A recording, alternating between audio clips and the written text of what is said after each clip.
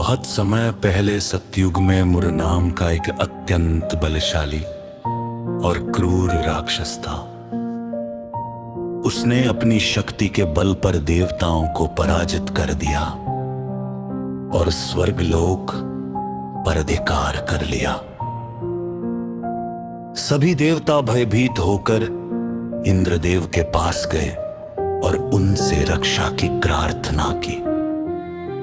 इंद्रदेव सभी देवताओं को साथ लेकर क्षीर सागर पहुंचे और वहां भगवान विष्णु की स्तुति करने लगे। देवताओं की पुकार सुनकर भगवान विष्णु प्रकट हुए और बोले, हे देवताओं, तुम सब इतने दुखी क्यों हो? देवताओं ने कहा, प्रभु, मुर नामक राक्षस ने हमें पराजित कर स्वर्ग से निकाल दिया है। वह अत्यंत अत्याचारी है। अब हमारी रक्षा केवल आप ही कर सकते हैं।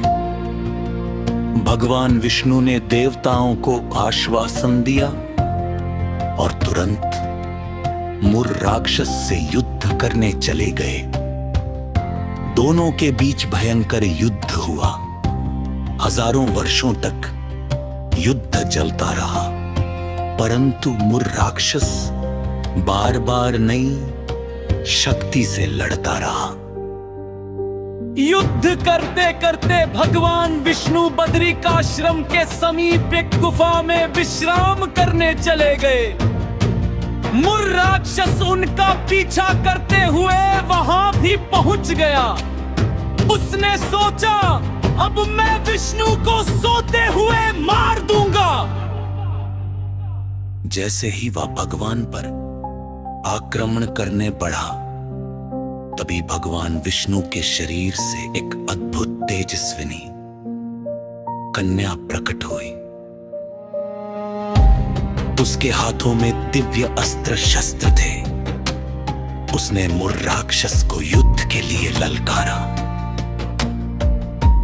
दोनों के बीच भयंकर युद्ध हुआ और अंत में उस दिव्य कन्या ने मुर राक्षस का वध कर दिया।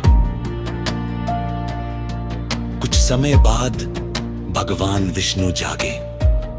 उन्होंने राक्षस को मृत देखा और सामने खड़ी दिव्य कन्या को देखा। भगवान ने पूछा, हे देवी, यह राक्षस किसने मारा? कन्या ने विनम्रता से कहा, प्रभु, मैं आपकी शक्ति से उत्पन्न हुई हूँ। मैंने ही इस दुष्ट राक्षस का वध किया है। भगवान विष्णु अत्यंत प्रसन्न हुए और बोले, हे देवी, तुमने देवताओं और संसार की रक्षा की है। तुम वर मांगो। कन्या ने कहा, प्रभु, यदि आप मुझसे प्रसन्न हैं, तो आज के दिन जो भी श्रद्धा, भक्ति और नियम से व्रत करे, उसे सभी पापों से मुक्ति मिले, सुख समृद्धि प्राप्त हो और अंत में मोक्ष मिले।